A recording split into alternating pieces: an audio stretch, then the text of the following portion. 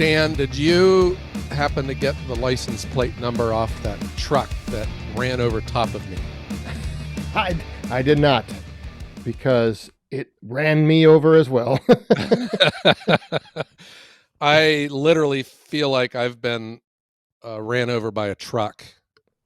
Yeah, I am the same way. My younger days are long gone. I can't live my life in the fast lane like this this 5-day weekend that we had here. Ugh. Yeah, it was a lot to take in, a little overwhelming, and I am in the same position. I'm just like, wow, I'm drained. Yeah, the festivities from the Paul Bunyan weekend, and then when I'm at the Paul Bunyan show, my I was just my lower back, my legs, I was just exhausted. It's amazing how am I just getting too old, or is it just that big of a demand? I don't Yeah, know how people do it. That was yeah, I don't oh know man. either. I was again the same thing. I was Saturday afternoon. My back was hurting, my legs were hurting, everything, and it's you don't want to tell yourself it's because you're getting old, but maybe it is just you're getting old. This this was a very big weekend for a number of people. The timber industry, the firewood industry, a number of YouTube channels, and certainly the Wood Hounds podcast, Yes. because we had a huge weekend with the Paul Bunyan show. The Paul Bunyan show is one of the nation's larger timber industry expos. It is in Cambridge, Ohio, at the Guernsey County Fairgrounds. And Dan and I both agree, we just refer to it as a firewood Disneyland. Yes. On the program it says that the Paul Bunyan show is the original American forestry show. So there you go. Yeah, I believe it too. Yep. It is really just like a county fair, except everything trees and machines. Yeah. Everything. And I mean everything from shoes and socks and chainsaws and tools all the way up. Did you see those big machines that took an entire tree and just made dust out of them? Yeah. Instantly. I mean, those tree trunks were as big as a garbage truck. They were huge. And it would just go in one side and it just shot mulch out the other. Yeah, they had a different, like a couple of them all facing in towards one area. They were just creating mountains of mulch They in did. minutes. In minutes. Oh, wonder what one of those things cost. They just sounded like a monster. Yeah, Just well, big and mean, and they whatever their job was designed to do, they were doing it. and I didn't get a price tag amount on one of them, but I did hear that the one of the larger ones consumes 60 gallons of fuel an hour. So that's why they only run them for 5 minutes. Oh my gosh. Just ridiculous. That Crazy. is. Yeah. So this was okay. I'm half joking about being exhausted, but I'm half not, because I am. And there was a lot of driving for me too, because it was fall break for my one daughter who lives on the other side of the world. And I had to drive out and get her and bring her home. And then I had to drive to Cambridge and get up super early, the following morning to get out there. And just all that driving and then spending all day Saturday. And I went into all that tired because Dan, our good friend Adam from Hometown Acres, Bob Nelson from Metza Machines, we all met here at my wood yard at Ohio Wood Burner to entertain the group from Finland that came from the Yappa, the company that makes the Yappa firewood processor. So we had the inventor, the guy who owns the patent for the 405 processor, came to my wood yard, and we all got to hang out with him. That was kind of fun, Dan. Yeah. And we also had outside with Shibe was there, and Log Hauler Jesse was there. It was just a whole bunch of us getting Yeah. together and yeah, meeting the Yappa reps from Finland was great. And Oh just yeah. We had Marty from Lepo Rents was here that's right. too. Yep. Yeah. Yeah. And the Finns they were an interesting couple there. They were very very nice, but interesting to talk to about the timber industry. And watching them, it was just kind of cool to see the guy who invented the machine standing right on top of my work platform here at my wood yard. That was kind of cool. Yeah, and watching them, kind of look at the way you ran it and how things, your setup, your production, how everything fit together and worked. That was, and then hearing, their feedback and Great. that Well, was and fun. he was watching me run it, and then he like stepped up and started tweaking on all of the valves and stuff, and he was fine tuning it to make it run even more efficient. That's kind of Oh, cool. yeah. That was kind of cool. Yeah, so that was a nice night. It was a long it went a little bit longer than I thought it was going to. Well, yeah, and that's the whole day. Like my day that Thursday was, travel first part of the day, and then that meet and greet and just hanging out the second half of the day. I mean, and we could have probably stayed there all night. I mean, it was the I time think we could have. flew by so fast. And the weather was perfect. Yes, It was perfect. It was dry. It wasn't too cold. It wasn't too hot. It was just a perfect evening. and we had a decent sized fire pit. Ah, boy. Last year I got mocked because my fire pit was too small. So I upgraded, much to the pleasure of those. Well, no one else seemed to complain except you. So Yes. I took that off your list of things to razz me about. I had a decent fire pit. So that was all the precursor to the following morning, which was the All Roads Lead to Ohio 2.0 live stream on YouTube. Yes, the real whirlwind started then because then that was Good. also the Bunyan show kickoff. I consider your live stream the kickoff to the Paul Bunyan weekend. Yeah, well, thank you. Yeah. It was nice. What I like most about my live stream was I could just stand off to the side and watch Shibe do all the work. Outside with Shibe is he's a YouTube channel, and gosh, does that guy just work? All the time. Even if you don't want him to, like you would prefer to like split that log over there, he'll say, "Oh no, I'm going to do it," Yep. and then you say, "Okay, go ahead." That guy is born to work. If you ever want to feel like you don't that you're useless and you have nothing to do, hang out with Shibe because he just does everything. Yep. And if you say, "Okay, I think we've done enough now," he said, "Well, there's a little bit more to do. Let's just finish it Yeah. up." I was joking about that because the previous time he was here, I was just saying, "Gosh, I just want to go inside and lay down." And he would say, "Hey, you want to go stack all this wood over here?" And I didn't want to be rude. I was like, "Yeah, okay, let's go do it." Yep. Yeah. So we had the live stream, and that was neat because that was at 9 a.m. Eastern time, New York City time, and there was like over 150 people that dialed in. Yeah.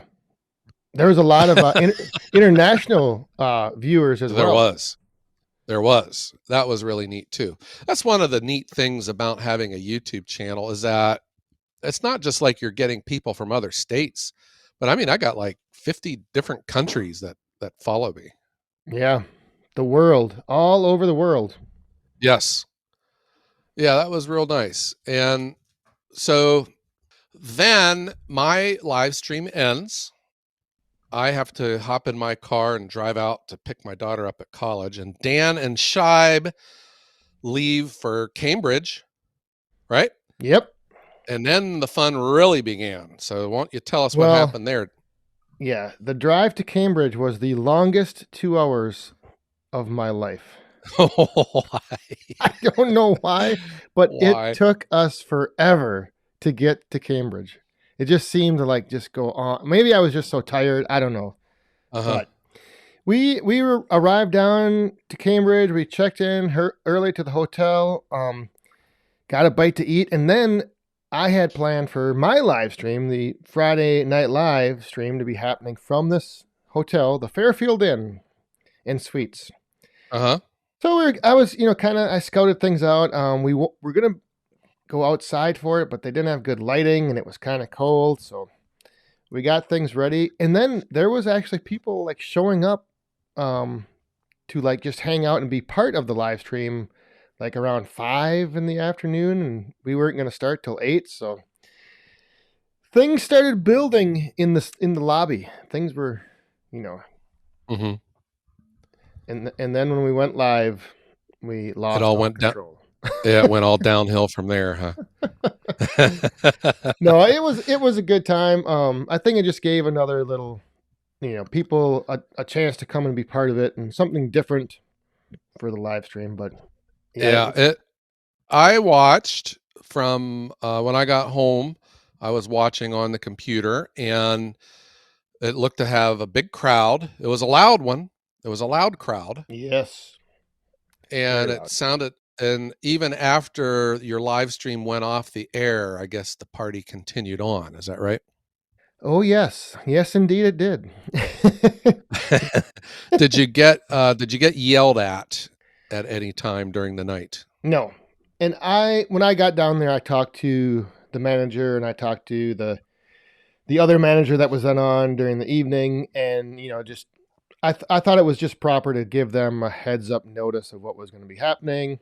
They were fine with it, and yeah, everything went good. It was Hmm. another great time. Uh, Continuing on the weekend. Yeah. And that led into, so that was Friday night. Then Saturday is the busy day at the show at the Paul Bunyan. It's a 3-day event, right? Friday, Saturday, Sunday. Yep. And Saturday is the heavy day. When I got there at around 10:30 a.m., it was packed, man. Yeah, we got out there real early, like around 7. Oh wow.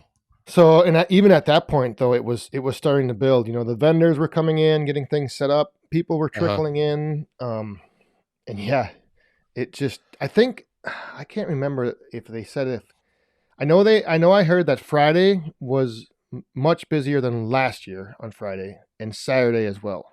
So I think Yeah. there was a bigger attendance both Friday and Saturday. What I like what they did differently this year, they last year they you paid uh to get into the parking lot, and then you're in the show. Well, traffic, is backed up all the way out onto the highway. This year they had you park your car, and then you could go stand in line and Yep. and get in. That worked a lot better. I agree. That was a much better setup than paying to Yeah. park and then, that was your uh, admission process. Yeah. The one thing though, so when I was trying to get in, I had a prepaid ticket, as did a number of other people, but they didn't have the two separate lines. So everyone was waiting in this really long line to buy your ticket to get in when you didn't really need to. All you needed to do was just walk up to the gate and hand your ticket and you're in. Yeah. So, yeah, that was one thing. No one's asking for my opinion, but that would be the one thing I would change to get in, because I think that line would have probably been half of what it was, because it was a pretty long wait to get in while we were standing in line. But that's probably because I showed up later than you. Yep. Yeah, I didn't have any of that. I was probably we just walked in, the lady grabbed our ticket, ripped it in half, gave it back, and we were in. Yeah. But isn't it the moment you walk into it, like we came out onto the track, like every county fair, it's at the grandstands and the infield, and there's like the racetrack, Yeah. and Yep. and it's just the term everything is a buzz, and it was a buzz, and that's what you hear, just this drone of machines and a distant chainsaw. and you know, loudspeaker people talking. It's just overwhelming to the senses. It's just awesome. And the smell, you can smell fresh cut wood in the air. And then fair food, the elephant Yep. ears and the gyros and the steak sandwiches and stuff. Oh, Yeah, it what a and blast. that's the one thing I like about getting there early is you can feel and hear and have that sense of the building up to that buzz. So like Uh-huh. there's like a lull and there's people starting to get machines running, people are getting there, the pizza oven was getting fired up, and then there's Right. chainsaws starting to run, and then all of a sudden people just like that drone of people talking Yeah. and yeah, it's very I very don't unique. know. I don't know about these fair food, these trailers, because they obviously, it's just like at the county fair, they are just 1,000 of these, food vendors that are there. Don't you think that the Paul Bunyan could probably use twice as many food vendors than what they have? Because, Yeah, gosh, the lines to get food were just crazy. although I think the problem with the Lions is that everybody like wants that like the Bunyan burger. They want that specialty food Uh from huh. the show. So When I went around the grandstands, and that's where some of the food vendors are, not all, because they kind of go around to the other, like turn two of the racetrack.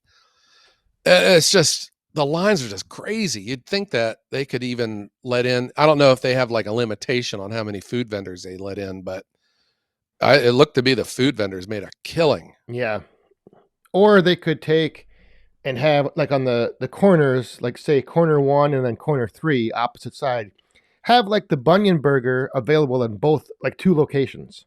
Yeah, So everyone doesn't yeah, have to come to one spot. I agree. Yep. Uh-huh. Why am I critiquing the Paul Bunyan? I don't know. Probably because it's just awesome, man. There's Yeah. nowhere else. It was like time stood still, Dan. There was just nowhere else I wanted to be. It was just great, Yeah. you know?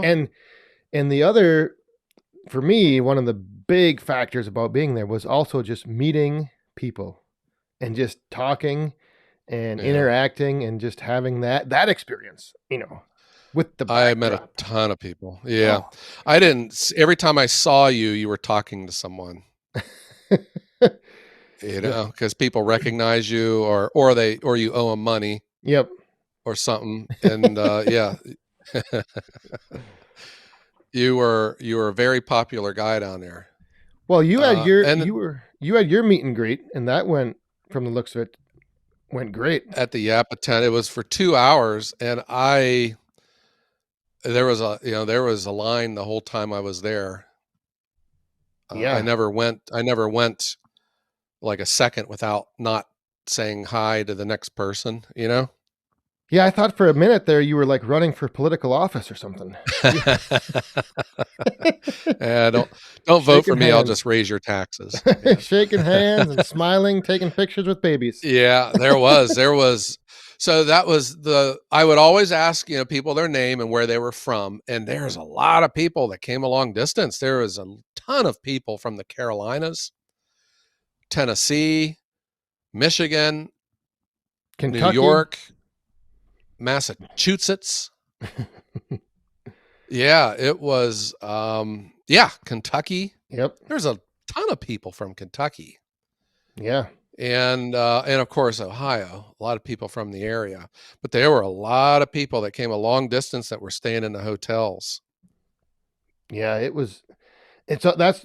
My same thing is I always ask their name, where they're from, and then yeah, Uh-huh. you're just amazed at the distance traveled, and but everybody I talked to was having a great time with that. I totally agree. How could you not? Yeah.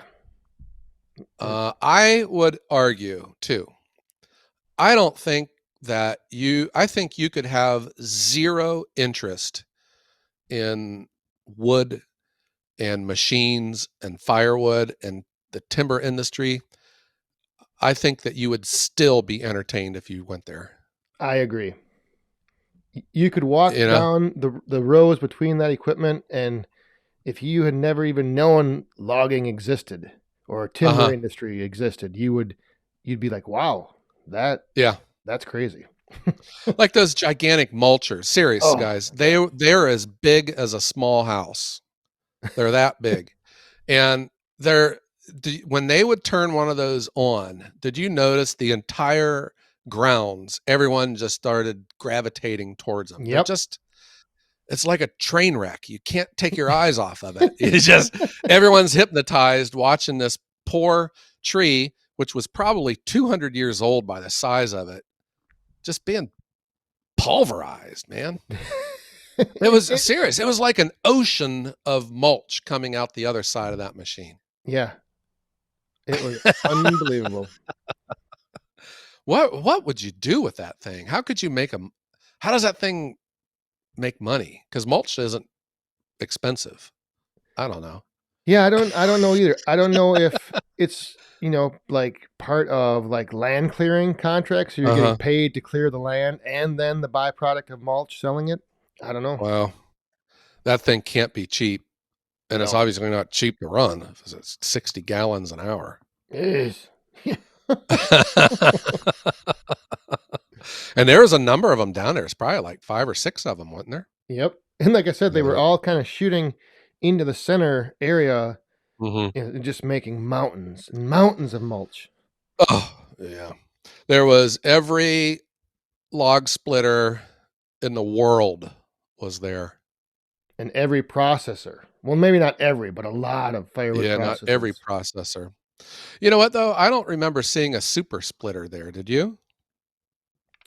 I don't think I did. No. I have seen one there in the past, but I didn't see one this time.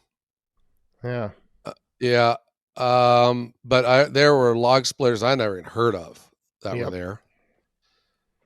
Um, every processor that I can think of was there. I did not see the Blockbuster because I almost bought one of them before I bought my Yappa. It came down between those two. I like the Blockbuster, but I didn't see it. They've been there in the past. Yeah, and there was a new one that I didn't see last year on the one end that had like a 24 split wedge in it. Oh It, yeah. it was I saw it, them run a log through there. Man, it was popping. The pressure that was put behind. Wow. yeah. It that was and then Uh-huh. that same company had like a packaging where they with the big drum that would fill up and then it kind of lifted up, and as it lifted it would have that netting wrap Uh-huh. the wood, and so you get like a pallet of firewood inside of a like netting wrapped up. I didn't really? I didn't Yeah. see that. Yeah. Was that the red and yellow? Yes. Uh, Yep. so I can't think of the name right offhand here, but I I know can't that they're either. made in France. Ah, okay. It's like Lagarde or Lus. I can't remember what it's called. Yeah, I don't remember either. But I saw the machines. The processors almost look like one of those automated ones where you just flick the switch on and it does like all the work for you, like that Yep. Pezzolato kind of a thing. Yeah. Uh huh. Yeah, I saw. Did you see the machines that make bagged firewood? Yes. There Yes. were 2 of them down there. One was down by that French processor, Yep. and then the other one was right next to the Yappa tent, and it was called "And Why Not," right? Right. Because the guy's name that invented it is called Andy Knott, Knott. Yeah, and that was an interesting setup because they were running a 405 conveyor up from the Yappa 405 was splitting the wood, Yeah, running it through a disc cleaner, and then right into the hopper for that packaging right. machine. And he needed 10-inch splits, so Bob would readjust the 405 to make shorter rounds. Yep. That's how easy it is to adjust the lengths on that with the 405. So like, okay, that machine, I'm not this is going to sound like I'm being critical and I am not, okay? It seemed it had such a okay. So let me describe it first. It had a hopper. It would take the splits. It would take them up this single file conveyor, and they would go around to the other side, go through like this shaker thing, which would shake all the garbage off of it, come back around, and it would go over this trap door, and it would open and drop one split of wood, and then it would stack them all on top of each other. And then the once that was full, the bottom of the trap door would open and let all of those logs fall into a bag.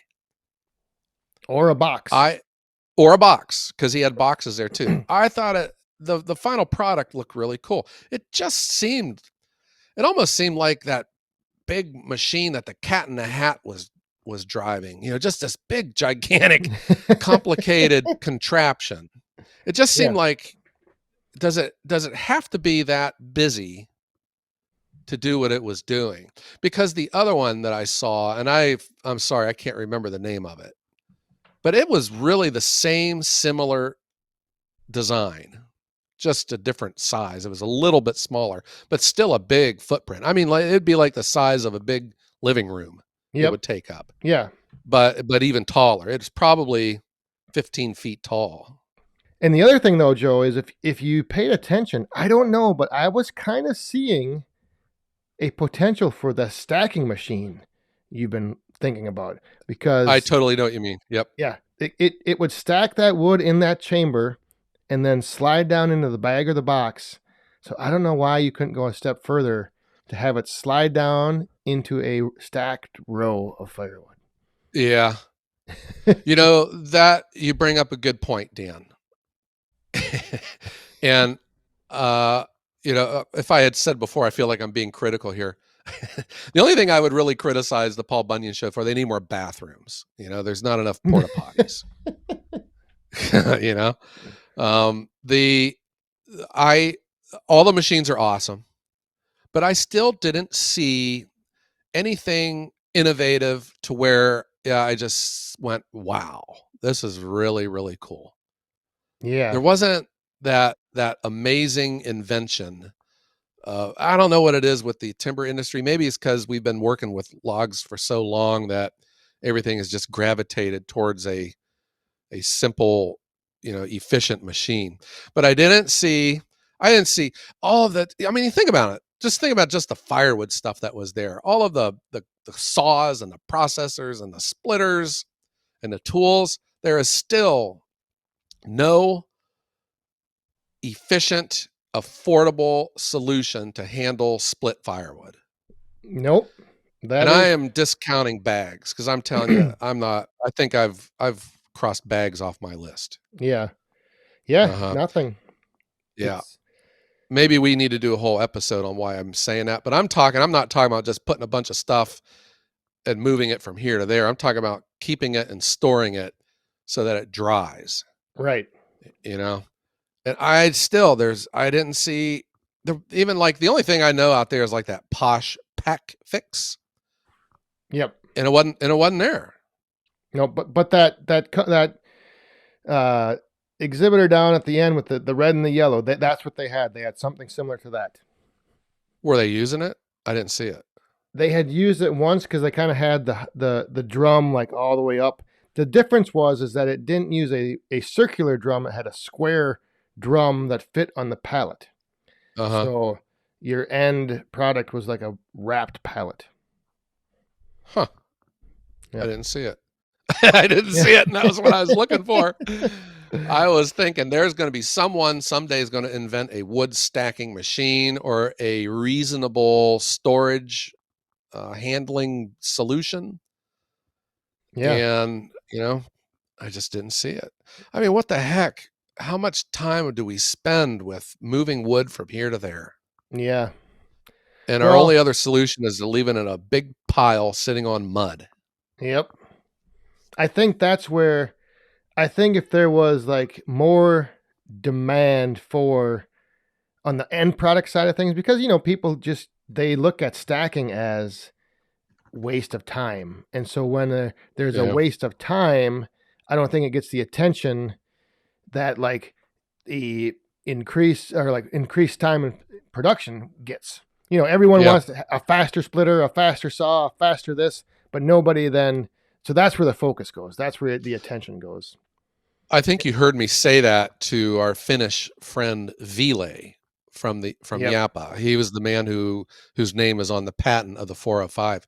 I had said, the frustration I have as an end user for his machine is industries keep coming out with faster, more efficient, more productive firewood processors, but they're still not addressing the ultimate bottleneck, and that is, what am I going to do with all these splits of firewood now?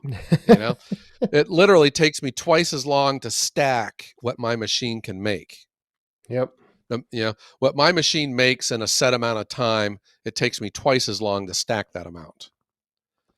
So come up with a solution for me. I'll buy it. Yeah, and generally the I guess standardized accepted response to that is, well, just don't stack it.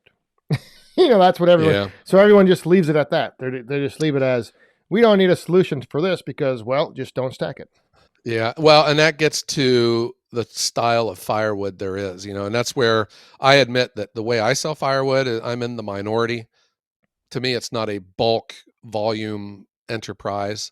It's low volume, high value, and high margin. So that's where Yes. it would still make sense to have a machine like that. I mean, if you're leaving these gigantic mounds that are 40 feet tall with a, did you see that one conveyor down there? How Oh big it my was? goodness. It made me queasy looking up at how tall it was. Could you Yeah. imagine? And you know darn well that there's been firewood piles that big That would somewhere. that would be like my 10 to 15-year supply might reach the top. Did you also see, it was right by that conveyor, that gigantic, it was like a bucket, a crane that went up way up in the air, I guess probably for people to trim trees or something. Yeah. Way too There high is for me. there is no way you could not give me enough money to go up in that thing. There's no No. way. And I've never seen anything that went up that high before. It was and then amazing. there was also right near that big conveyor was a loader bucket that I swear to God I could park my truck inside. I saw that. I don't know what the volume of that is, but I bet a scoop would be close to a cord of firewood. Oh It gosh. was huge. I watched that on Discovery Channel, Gold Rush with Parker Schnabel, and Yep. he's got loaders like that. I was like, good night. I mean, that would hold a 5-year supply of firewood in one scoop. Yeah. Dan, it was just such a blast. And then did you see like all the outdoor wood furnaces? Yes, I did. I saw them. And it seems now gasification is the way they're going, huh? I had a very interesting discussion with the owner of the well, not the owner of the company, or the company that was there representing Crown Royal outdoor wood Uh, boilers. I had a all very right. interesting conversation with him. Oh wow. Yeah, And it's named after one of your favorite drinks too. yeah. But he enlightened me on some information that I'm not sure a lot of people out there are aware of when Oh yeah. burning wood in an outdoor wood boiler. What is it? Water does not burn. So when your wood isn't seasoned, you're burning water. And Uh-huh. that's not good. Yeah. You're taking away the heat that would be transferred into your house, right? Right. Uh-huh. So, yeah, he said on these gasification units, the wood must be between 18 and 25% moisture. Yeah, well, good luck with that. I'm just saying. Good luck with that. Oh And my gosh. he emphasized the must. Like that is the way Yeah. those things are designed. And if you burn wood that's in the upper 30s or 40s, he said you'll just have maintenance nightmares. Uh-huh. Did he say that they use much less wood because of that though? And then Yes. and that technology? Yep. Uh-huh. 40% less, he claimed. Wow. Yeah. If I could recognize that, I might be willing to put in extra effort with my firewood. Yeah. But that's one of the joys of the outdoor wood furnace is if it fits in the door, it's going in. Right. Yep. You know? Uh-huh. And so then I've heard people discuss about how they're going to stop making the old style wood boilers Yeah. and that is not true. They still No. make them. The difference is that they are marketed and I guess manufactured as a coal burning unit. That then doesn't make them have to have Ah, the EPA regulations of a wood burning unit. so they're exploiting a loophole in the. Yes. Yep. Okay. Yeah, because it really probably comes down to what kind of grate is in it, I think. Yeah. Yeah. Yep. Oh, wow. Well, my outdoor wood furnace is no longer made, so it's a moot point. I had always thought about finding a new source because I do believe in new technology. I embrace change. I think it's cool. And maybe I would if the day comes, but I would also if my furnace were to go kaput, I would probably buy a used one Yeah. instead of a new one. When I bought my first brand new my Hardy out here, I there is no way in this world I would have ever bought a used one. And now that I've had one for 16, 17 years, I would absolutely buy a used one. Yeah. Yeah. That's Mhm. that's what I'm starting to think because my boiler now is going to be this is its 10th season, so I'm starting to think of, what's my only I just hope it if it does come to its end of life of service, it happens Yeah. during the spring. so Well, that's not gonna yeah, happen. so I don't have to Come replace it on. in the middle of winter. It will break down on February 12th at 2 a.m. Come on. Exactly. Yeah. Oh, wow. So I had worked my way over there to the furnaces. I'd like to talk to them, but they were busy. There's a lot of people there. They have a lot of interest. My videos that I've put up on my channel about my outdoor wood furnace, some of my bigger videos. Yeah. And I Uh-huh. think this year with the rising cost of propane and fuel oil and all the other alternatives heating ways, I think they're getting Yeah. even more attention. Yeah, we have a past episode where we talked about the outdoor wood furnace. They're not for everyone, but Right. when you do have a good situation, boy, are they nice. Yes. We keep our house as warm as we want. We have total disregard to the thermostat, and we have the hottest shower this side of the Mississippi. We do. Yeah. Did you get a chance to check out the log splitters? Did you see the Easton Maids? Yeah, Easton Maid was there. I had never had a chance to physically see an Easton Maid in person. Last year they weren't there. Um, Well, you saw mine. well, but I mean like other than yours, Okay. other than the Yeah. Axis. I mean, Yeah. like their actual I guess I don't know, log splitter like I'm used to, Uh-huh. and their processor. Oh my goodness. That thing was something, wasn't it? Had the big wheel of death on it. Well, and an interesting point about their processor. So all of the exhibitors, like with firewood log splitters or whatever, they have logs brought to their little tent, Yeah. but it's in log form. So if you're there demonstrating a log splitter, you need to actually buck your logs into rounds that you can then demonstrate with. Uh-huh. So what the Easton Made crew did is they just ran the logs through their processor to cut them with that big giant wheel of death, and then sent them out there, the little To the kick-out chute. splitters. Yeah, and then had all their stuff bucked up. Wow. They had a lot of splitters. They were neat. Oh my goodness, yeah, When I think of Easton Made, I think of just big, beefy, welded, tough stuff. yeah. Yeah. The tanks Just of log splitter. indestructible. Indestructible. Yeah. No, they were a lot of fun. Did you get to see the Wolf Ridge display too? Yes, yeah. They started out Friday morning with a lot of splitters, and on Sunday they were all gone. They sold them all. Yep, Yeah. all of them were gone. That's probably they probably just hope that they can sell everything. They don't have to take them back home with them. Makes Right. their return trip easier.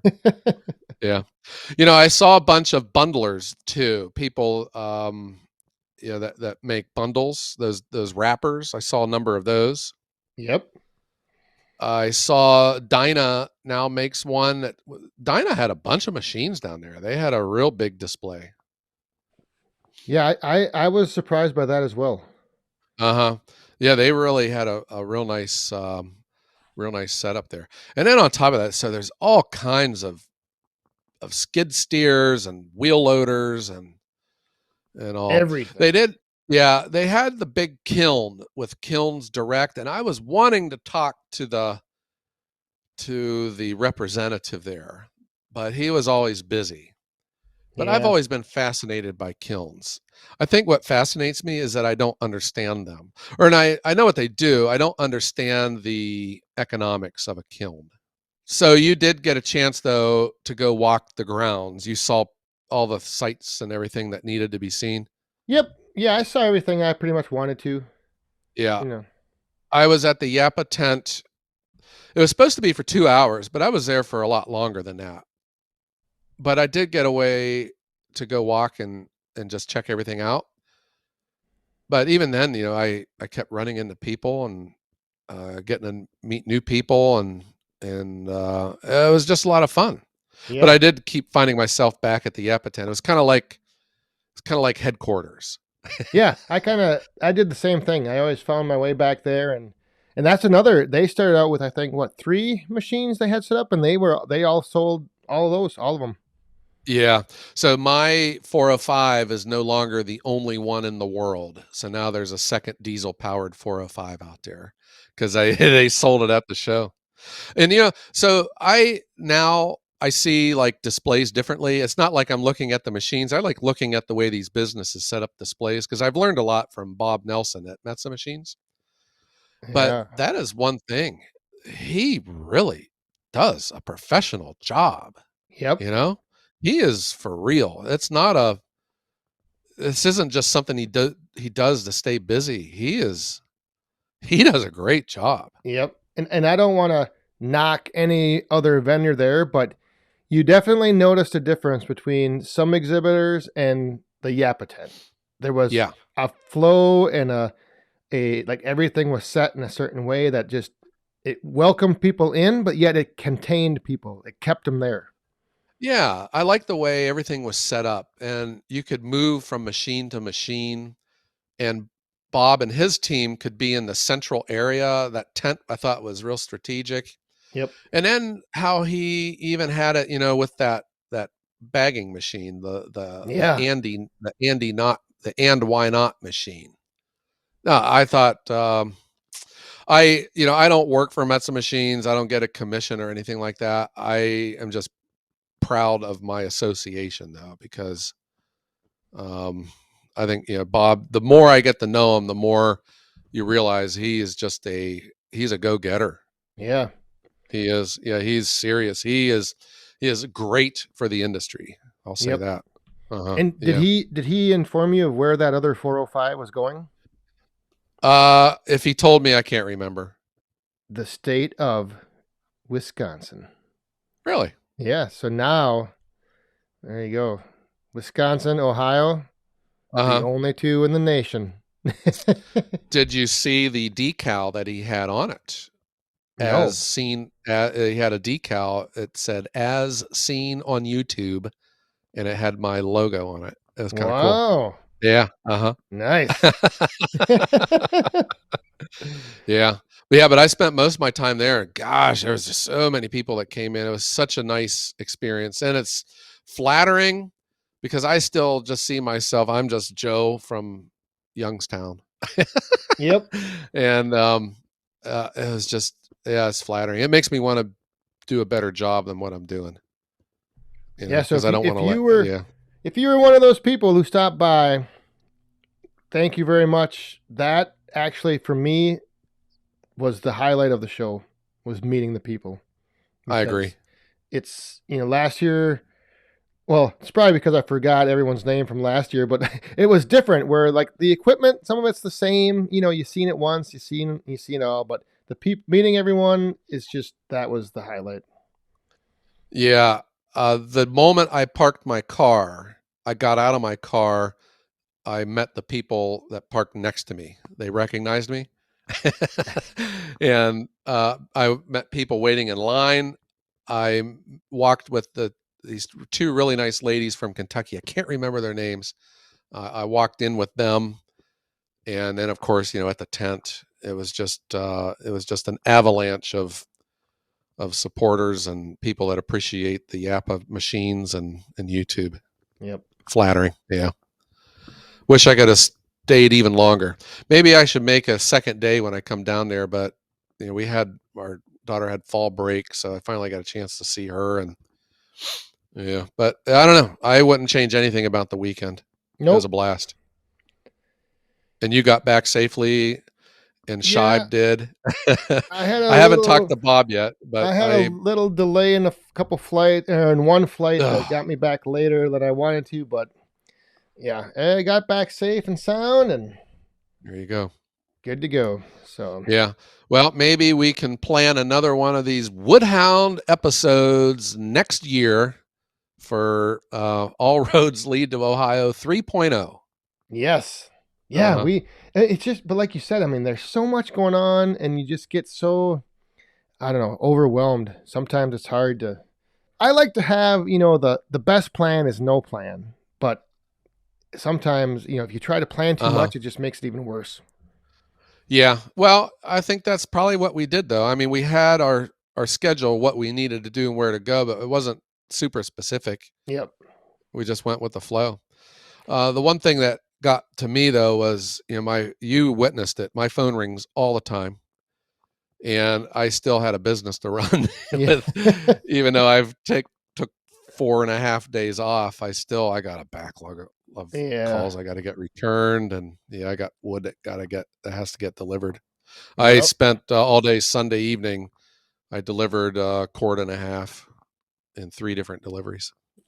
Yeah, you better get back Yeah. out there. We better let you go because unlike Shibe, I when there's work to be done down here in Ohio, I got to go catch a flight. I'm too tired. I'm still wore out from Bunyan. I need to get Yeah, home.